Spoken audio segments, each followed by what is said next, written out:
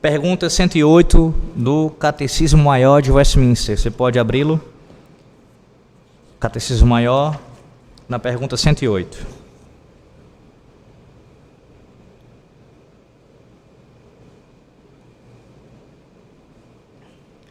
Na semana retrasada, nós vimos boa parte da resposta a essa pergunta. Nós paramos ali naquela parte que fala sobre o jejum religioso, jurar pelo nome de Deus e lhe fazer votos. Ou seja, falando sobre elementos de culto, tanto ordinários, bem como também extraordinários.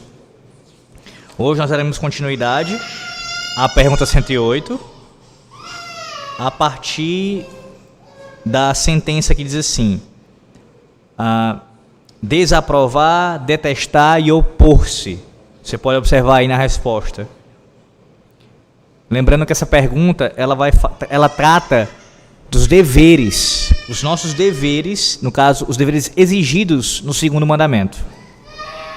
Ainda é sobre isso que nós estamos estudando. A partir da pergunta 109, nós veremos os pecados proibidos. A pergunta 109, ela vai abordar os pecados proibidos. E a 108 ainda são os deveres.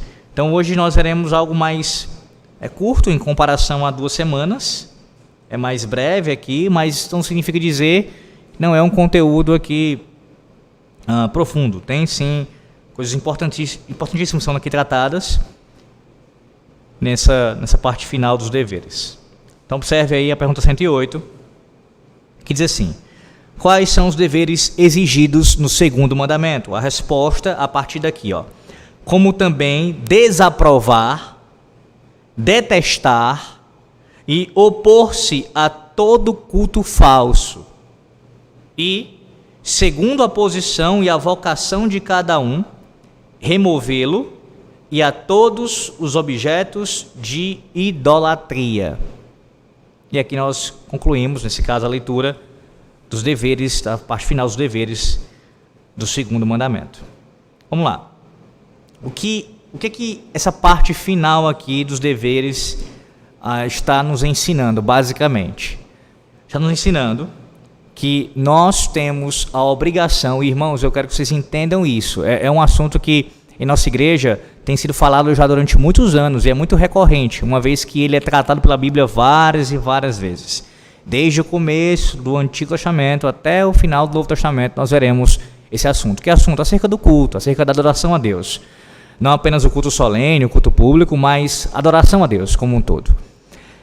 Então é um assunto que a Bíblia trata como algo importantíssimo, tem uma ênfase enorme nisso na palavra de Deus. E nós, como reformados, entendemos isso, tanto é que nossos símbolos de fé se preocupam em detalhar esse assunto. Você está vendo aqui o segundo mandamento, que é o mandamento que vai, de maneira mais ainda profunda, tratar da questão do culto a Deus, ou colocando melhor isso, é o principal mandamento que lida com a questão do culto ao Senhor. E aqui, um dos deveres afirmados pelos nossos documentos, pelos nossos símbolos de fé, e isso baseado na palavra, nós veremos já, biblicamente, isso sendo visto na própria palavra de Deus, é que é um dever de um cristão. Todo cristão tem a obrigação, não é opcional. Eu não tenho aqui uma escolha. Eu posso fazer isso ou eu não posso fazer isso. É simplesmente um dever. Você tem o dever, assim como eu, de que desaprovar, detestar e se opor ao culto falso. Se um culto é falso, nós temos que esses três verbos aqui para praticarmos: desaprovar, detestar e se opor. Agora deixa eu definir para vocês, novamente, talvez pela milésima vez ou mais do que isso, o que é um culto falso. Um culto falso, resumidamente, não é apenas um culto que é prestado a um falso Deus. Vocês sabem disso já, creio eu. Um culto falso é também o culto que Deus não ordena prestado a Ele. Então, o Deus é o Deus verdadeiro, Mas o culto que é prestado a ele é um culto que ele ordenou na sua palavra? Não, não é. Então também é um culto falso. Percebe? Culto falso, e nesse caso idolatria, é muito mais abrangente à luz da palavra de Deus do que simplesmente adorar um falso Deus. É também adorar o Deus verdadeiro, como ele não prescreveu em sua palavra. Pois bem, tendo isso em mente, que isso é um culto falso, de forma resumida aqui, é claro, o seu dever e o meu é desaprovar este culto falso. E o que é desaprovar, pastor? Basicamente, ora, nós não podemos, colocando em termos positivos, não pode ter a nossa aprovação um culto falso. Isto é, nós não podemos tratá-lo como legítimo, aprovar esse culto. E eu digo não apenas em palavras, mas também em nosso coração.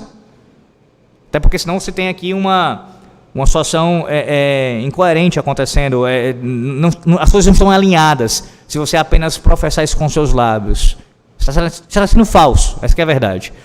No seu coração, você não pode aprovar um culto falso. Aprovar um culto falso. Isso também implica em você você detestá-lo, você odiá-lo. Odiá-lo. Veja o termo como ele é forte mesmo, o catecismo utiliza aqui. Nós devemos detestar o culto falso. E por qual razão? Ora, porque Deus odeia isso. Tudo que Deus ama, devemos amar. Tudo que Deus odeia, devemos odiar. E aqui tem que fazer uma distinção. Uma coisa é eu enxergar que há irmãos em Cristo, que estão em alguma medida se envolvendo com o culto falso, e eu amá-los a despeito disso, tratá-los como meus irmãos e amá-los. E outra coisa é eu aprovar e até mesmo amar o culto falso deles, ou aquele elemento específico do culto falso deles. Não, são duas coisas distintas. Eu posso amar aquelas pessoas, e tanto é por amor a elas, antes a Deus e depois a elas, eu devo desaprovar a conduta delas e também odiar isso. E, em último lugar, se opor. Nós veremos ainda com mais calma como é que se dá essa oposição de forma mais específica para cada pessoa, para cada grupo de pessoas. Mas a oposição, e a oposição aqui não é apenas no coração. Agora eu estou invertendo, no caso a ordem, das coisas. Não apenas citando você desaprovar com os lábios, mas também no coração. Mas veja, a oposição tem que ser no coração, mas também tem que ser uma oposição aberta. A oposição tem que ser aberta. Existem limites quanto a isso, eu vou já tratar, mas deixo logo claro no início, a oposição não pode ser velada. Ela tem que ser aberta, ela tem que ser clara, ela tem que ser pública. Nós não temos como fazer diferente disso, para sermos fiéis ao nosso Deus. Vamos lá. Abra sua Bíblia em Atos capítulo 17. Atos 17.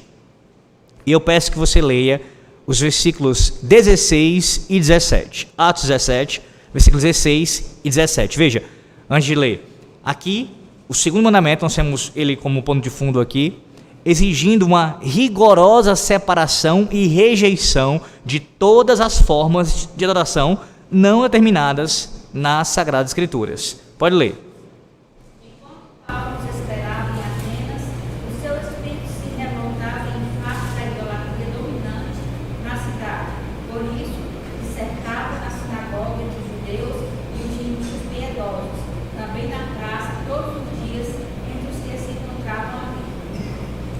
E agora o Salmo 16. Salmo 16, nós acabamos de cantar, o Salmo 16, verso 4. Salmo 16, verso 4.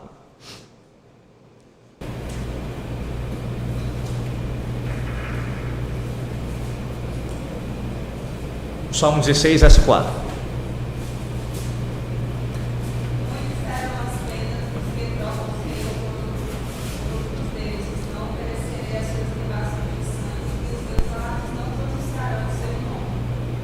Veja, não apenas aqui, e aí pegando também a teologia do Antigo Testamento, pensando aqui em Deuteronômio capítulo 12, por exemplo.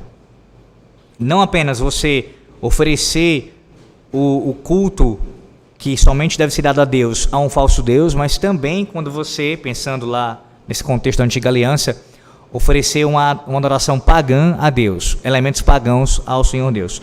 Deve ser desaprovado, detestado e nós devemos nos opor a isso. Deixa eu ler o que o Johannes Guerra dos Vos comenta sobre esse assunto. Ele diz assim, ó: até onde deve o cristão desaprovar, detestar e opor-se ao falso culto?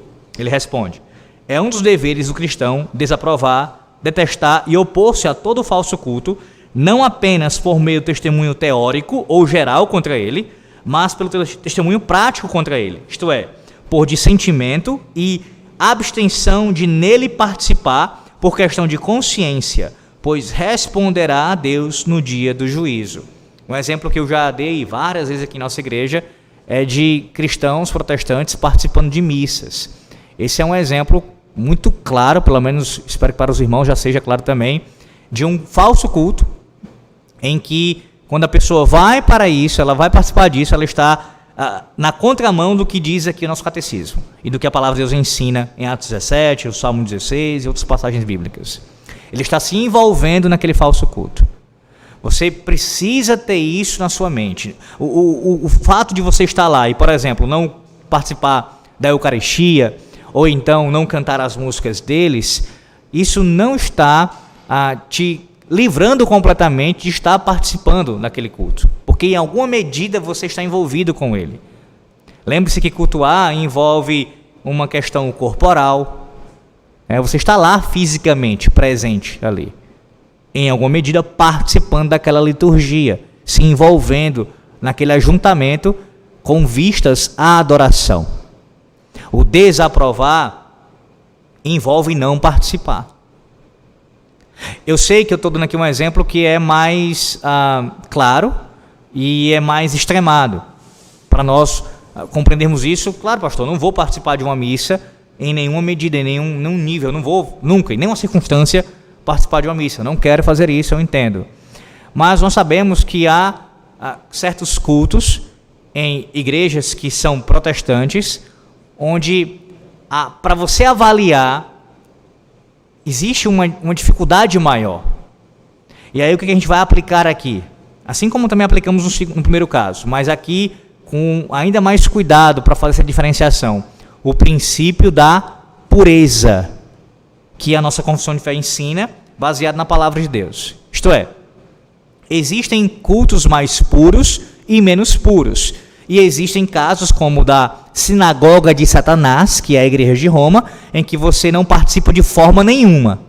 Agora, tem cultos menos puros que você pode participar em alguma medida daquele culto.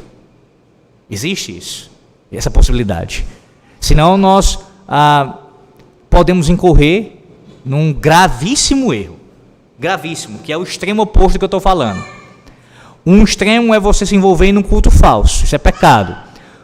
Um outro extremo é você, com a justificativa da defesa da pureza do culto, abominar todos os cultos que são menos puros do que o da sua igreja, a ponto de não participar nunca em nenhuma medida daquele culto.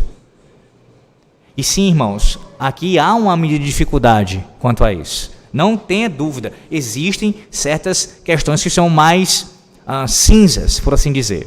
Mas veja, com isso eu não estou querendo dizer que não tem como saber. Tem como saber sim. Eu vou dar exemplos. Pelo menos um outro exemplo aqui.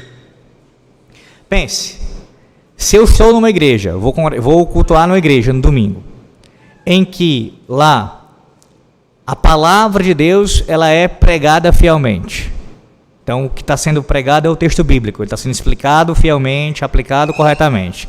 Aqui eu já tenho uma grande medida de fidelidade nesse culto, porque o que é o centro do culto está sendo assim preservado e praticado corretamente. A pregação da palavra está assim ocorrendo naquele culto. Então, já tenho um indicativo aqui que naquela igreja é possível, pelo menos assim, eu já começo a ver isso, né, a vislumbrar isso. É possível, em alguma medida, eu estar ali cultuando.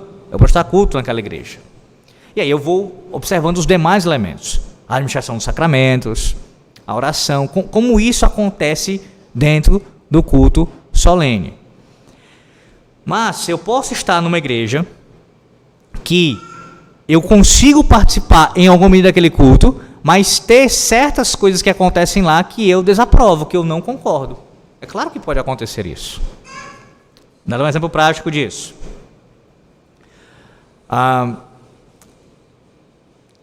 Uma mulher se levanta para orar no culto solene.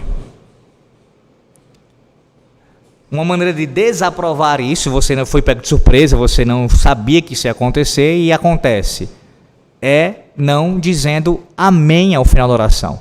Estou sendo bem claro quanto a isso, tá, irmãos? Eu não vou deixar ficar nada nebuloso como eu entendo essas questões. Você desaprova isso. Por quê? Porque a forma como aquele elemento foi executado foi contrária à palavra de Deus.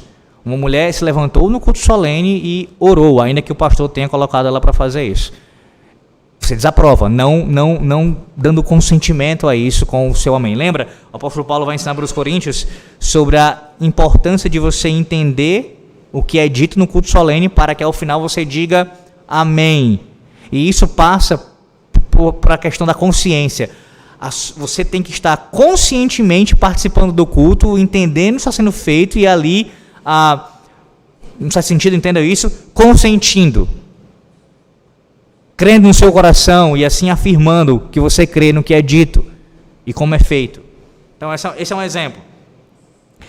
Ou seja, para ser mais claro ainda, existem situações onde você poderá participar de um culto, mas que mesmo naquele culto terá algum tipo de situação que é estranha à palavra de Deus e você pontualmente não vai, dentro do que é possível, se envolver naquilo, não participar daquilo.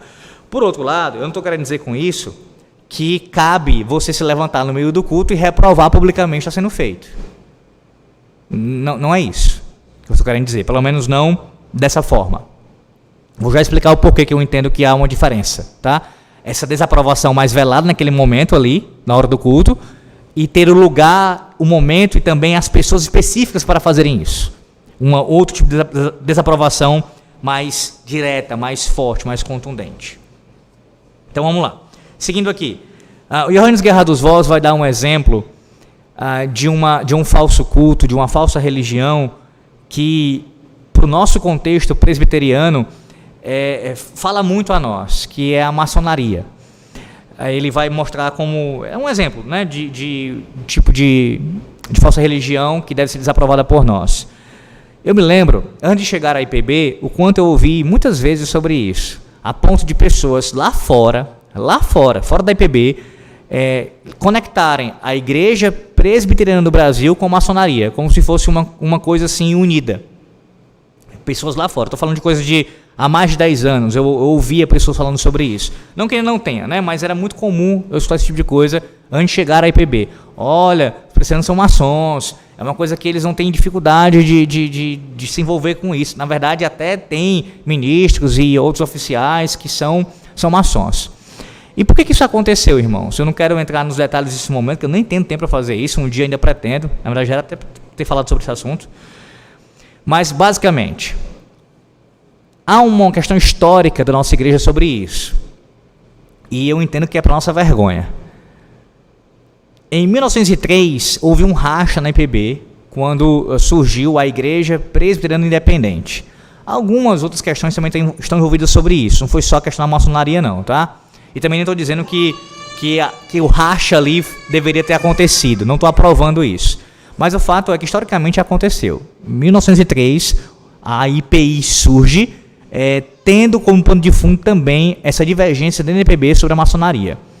E é só em 2006, 103 anos depois, que a IPB ela se posiciona, eu posso dizer nesses termos, mais firmemente, apesar de que eu ainda tenho ressalvas sobre a maneira como foi feito, mais firmemente contra a maçonaria. Veja, 103 anos depois, a IPB ela se posiciona no Supremo Conselho de 2006 contra a maçonaria, de maneira mais firme.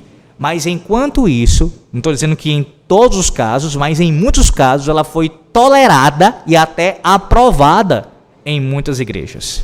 Sim, muitos pastores eram, e ainda temos em nosso meio, maçons. Creio eu que hoje é muito menor o número do que já foi. Até porque muitos já morreram também. E outros não. E a proibição de 2006, o documento proíbe, na verdade, na sua expressão lá, vai dizer que não se pode a partir dali mais se ter novas ordenações de pastores maçons. Então ninguém que queira ser um oficial, na verdade a igreja presente no Brasil, poderá ser um maçom. Então tem essa restrição. Mas eu estou citando esse caso, além do fato de estar sendo citado pelo nosso comentarista aqui. Porque esse é um exemplo do que acontece quando você não desaprova, não detesta e não se opõe a um falso culto. Ele encontra lugar e ele cria raízes. Irmãos, isso acontece. Por isso que tem que existir a desaprovação, o detestar e o se opor. Não vai acontecer assim, não, é inofensivo. Não é inofensivo. O falso culto a Deus, as falsas religiões, aquilo que Deus odeia e abomina, se nós não fizermos o mesmo, encontrará lugar em nosso meio e assim terá raízes e frutos também terríveis no meio da igreja de Cristo. Observe a expressão que o catecismo utiliza ainda. Ele diz assim, na resposta à pergunta, tá? Na parte final. E segundo a posição e a vocação de cada um, mas veja a última parte. Removê-lo e a todos os objetos de idolatria. Mais uma vez eu quero citar o comentarista Johannes Gerhard dos Vos. Diz assim, ó, essa expressão refere-se a altares, imagens, templos das falsas religiões e várias outras coisas. A palavra de Deus ensina que tais objetos de idolatria devem ser removidos para que não se constituam em tentação e o povo os utilize no culto religioso, nem sirvam de ponto de partida para o revigoramento e o crescimento de falsas religiões. Vá para Deuteronômio capítulo 7, versículo 5.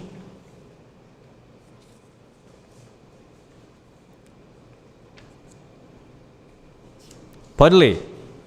Deuteronômio 7, versículo 5. Porém, assim farei: derribarei dos seus altares, quebrarei das suas colunas, cortarei dos seus próprios ídolos e queimarei das suas imagens. E agora Isaías 30, versículo 22. Isaías 30, versículo 22.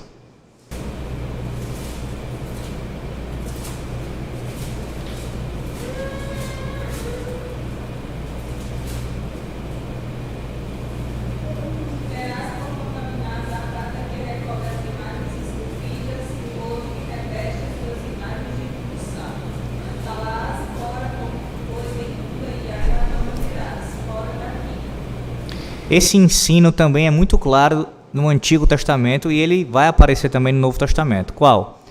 Tudo que for objeto de idolatria, que era usado para prestar falso culto a Deus ou até mesmo a falsos deuses, isso deve ser removido do nosso meio. Nós não temos autorização da palavra de Deus de pegar aquilo e usar para o Senhor nosso Deus. Esses são textos aí que fundamentam isso, mas existem vários, irmãos. Várias vezes Deus deu ordens ao seu povo para destruir. Pense no contexto aí de Deuteronômio 7, quando eles vão entrar na Terra Prometida. Eles não poderiam guardar nada daquilo, mas destruir a falsa adoração e não usar para Deus. E isso acontece também quando eles estão na Terra já. Quando eles acabam sendo influenciados pelos povos pagãos, pelo culto falso a Baal e outras falsas divindades. Deus, quando levantava um rei piedoso, temente a ele, esse rei tinha o dever de fazer o quê? Destruir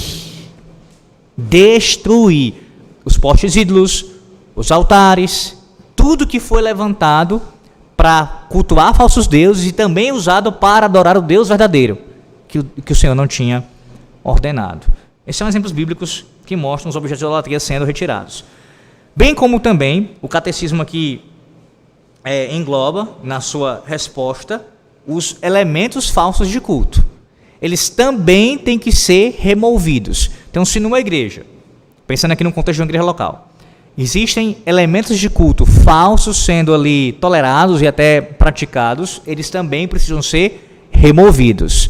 Mas aí vem o princípio que tem a ver com o que eu falei há pouco, com relação a como você age numa igreja que você estiver visitando, por exemplo, que se encaixa aqui. Qual é o princípio? Veja novamente o final do catecismo, da pergunta 108, da resposta à pergunta 108. E segundo a posição e a vocação de cada um, removê-lo e a todos os objetos de idolatria. Segundo a posição e a vocação de cada um. E aqui nós temos as esferas presentes. Quais são elas? no contexto da família, da igreja e de uma nação, do Estado. Em cada uma delas, quem age dentro da sua esfera. Vamos lá.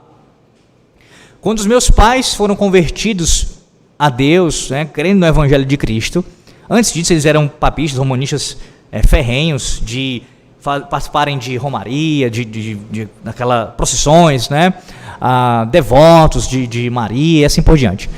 E eles tinham várias imagens em casa.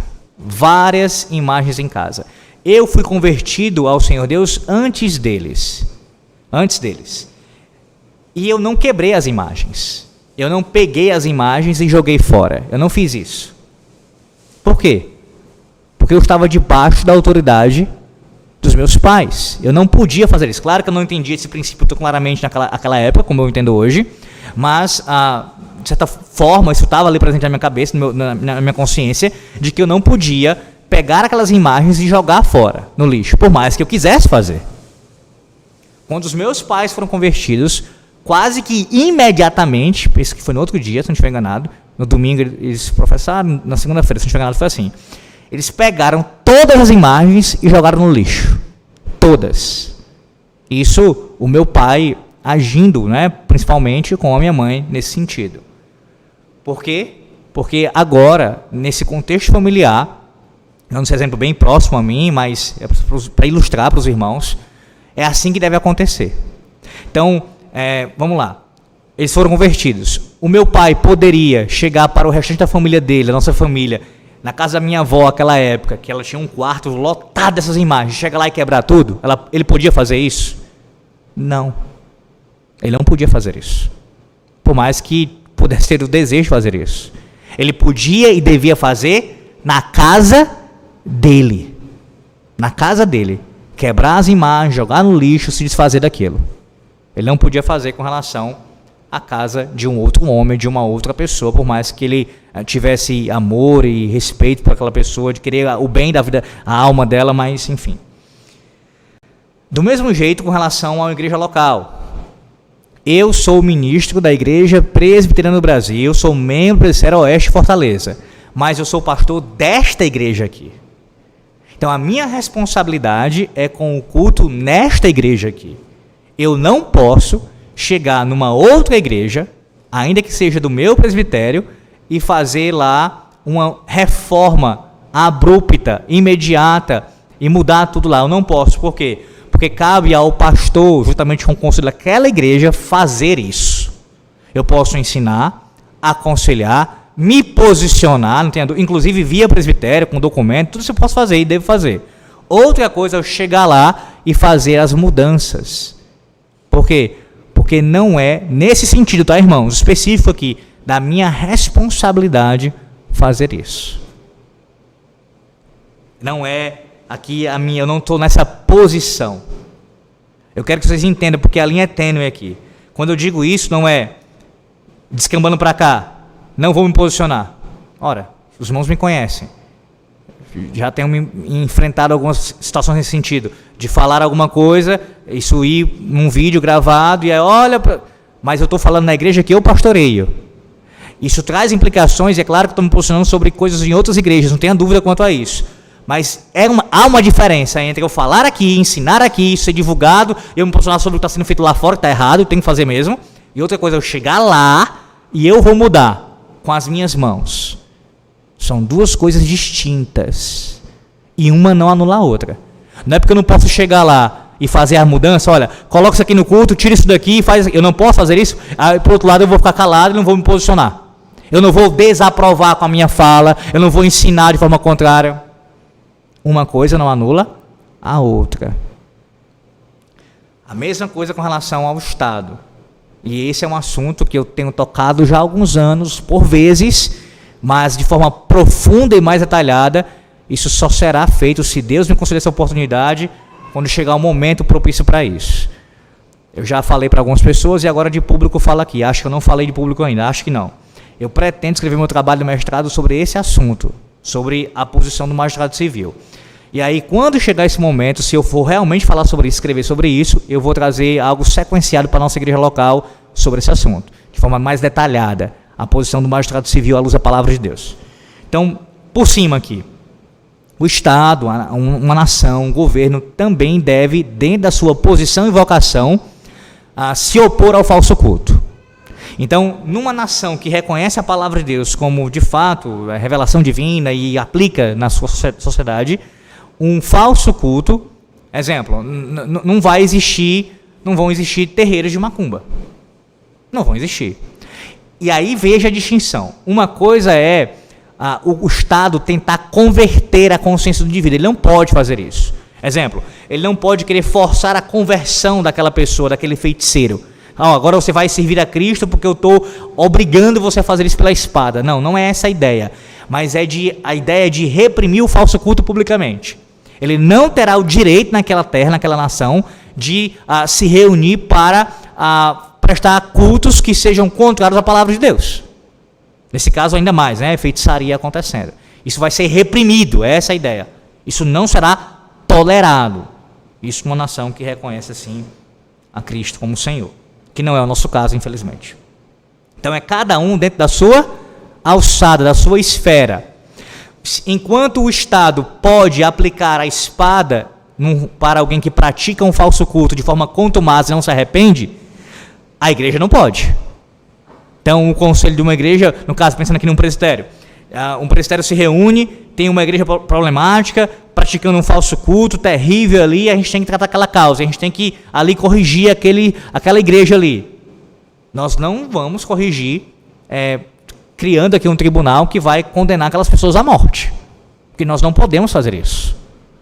Mas haverá certamente uma questão disciplinar, se não houver mudança, correção. Percebe também quando eu falei sobre isso? Uma coisa é eu na condição de pastor e me opor publicamente falar como indivíduo e reformar na igreja que eu estou, e outra coisa é eu fazer parte de um concílio e tomarmos ações contra uma igreja específica que está no nosso presbitério. Do nosso presbitério. Não é de uma igreja de um outro presbitério. E aí já vai para uma outra situação. Mas enfim, tem que se respeitar os limites, esse é o meu ponto aqui. Usando o catecismo como base para isso e o que diz a palavra de Deus. Cada um na sua esfera. Cada um na sua esfera. Do mesmo jeito, eu não posso chegar na casa de um outro homem, de um pai de família, e dizer para ele, na verdade, mesmo como um pastor, eu vou orientar, eu vou aconselhar, eu vou instruir. Se necessário for, haverá disciplina que vai ser colocada em prática pelo conselho, não é uma decisão unilateral, eu quero disciplinar, eu vou disciplinar, não é assim. O conselho decide isso, se for necessário. Mas eu chegar e dizer, olha, na tua casa vai ter que ser assim, não, eu não posso fazer isso. Existem limites que têm que ser respeitados com relação às esferas, a cada área. Espero que esteja ficando claro o princípio aqui, irmãos, porque o meu receio é que nós caiamos em um dos dois lados aqui. Ou a ideia de que, porque eu não posso me intrometer nesses termos, eu não vou me opor de forma nenhuma. Ou o outro extremo, que é, porque eu tenho que me opor, eu vou lá e vou ferir as separações das esferas. Cuidado com isso. A gente tem que andar aqui de forma equilibrada, certo? Quando eu prego em alguma outra igreja, que tem questões de liturgia que eu discordo, o que eu vou fazer lá? Eu vou pregar a palavra de Deus, eu vou me condicionar a falar aquilo que, normalmente quando eu vou pregar eu pergunto a quem me convida se tem algum assunto específico para eu poder tratar, para eu poder realmente ser o mais possível dentro do que eles querem que eu fale, de acordo com a palavra de Deus, é claro. E vou lá e prego a palavra, não é o momento para eu tocar em certas coisas ali que eu não fui chamar para poder falar. Exemplo, eu vou pregar na igreja batista, e aí eu vou falar sobre pedobatismo. Não tem sentido, a não ser que eles tenham me chamado para falar sobre isso. A gente quer se reformar, pastor Alex, e a gente quer que o senhor fale sobre esse assunto aqui. Mas se me chamam para pregar a palavra de Deus, eu já pressuponho que eles querem que eu fale sobre um ponto em comum entre nós. Não um ponto que seja divergente, e eu entendendo que eles estão errados sobre aquilo. Percebe? Então também tem um momento propício para você se posicionar, desaprovando. O ambiente também. Aqui no púlpito onde eu estou, eu vou falar abertamente com relação contra a negação do batismo de infantes. Outra coisa, eu chegar lá, numa igreja que me convidou para pregar, um assunto em comum e eu vou falar contra algo que eles não defendem. Que eles defendem. Percebe? Tudo tem que ser visto. E isso passa por uma maturidade e uma sabedoria, irmãos, que não é fácil de ser desenvolvida e praticada. Tem que ter muito cuidado. O ambiente, o momento, a maneira, respeitando a vocação e a posição de cada um. Quero concluir ressaltando algumas coisas sobre isso. Observe como existe distinção quanto a se opor, pensando no seu caso. Uma coisa é você, como membro da igreja, dizendo assim: eu devo sim, então, né, pastor, desaprovar, detestar e me opor ao falso culto. Então isso quer dizer, pastor, se um dia na igreja que eu estiver congregando aqui na Betel tiver uma coisa errada acontecendo no culto, eu vou já na hora me levantar e falar um bocado de coisa contra o pastor? Bem, não é o momento. O momento é você, após o culto, chegar e falar com o pastor sobre isso, com o conselho sobre isso. Sendo algo grave, até mesmo se necessário for subir um documento para o presbitério, se o conselho não acatar o documento. Enfim, tem a maneira de fazer isso e o momento. Outra coisa é você dizer assim: vou chegar no púlpito, vou tirar o pastor do púlpito, vou lá e... Não é assim que funciona à luz da palavra de Deus, segundo a vocação e a posição de cada um. Quando não se respeita isso, nós temos o que a gente vê em nossos dias. Todo mundo sente o direito de falar e se posicionar e falar de todo jeito, da maneira como bem entende, falando sobre tudo. E aí a bagunça está feita. A bagunça está feita. Quanto a isso, irmãos, eu procuro, pela graça de Deus, o máximo possível, ser bem rigoroso nesse ponto. Uma coisa é um pastor falando publicamente sobre algo, outra coisa é um leigo falando sobre aquilo. São duas coisas distintas. Se não cabe para um pastor viver debatendo em rede social, viver nisso, essa vida todinha, né, debatendo em rede social, quanto mais um membro de igreja. É um exemplo de você saber respeitar a vocação que Deus lhe deu e também a posição que Ele lhe colocou, entendendo os limites que isso compreende. Que nós vamos encerrar. Esses são os deveres que exige o segundo mandamento. E se Deus quiser, na próxima semana nós começaremos a ver, na verdade, os pecados que são proibidos por este mandamento.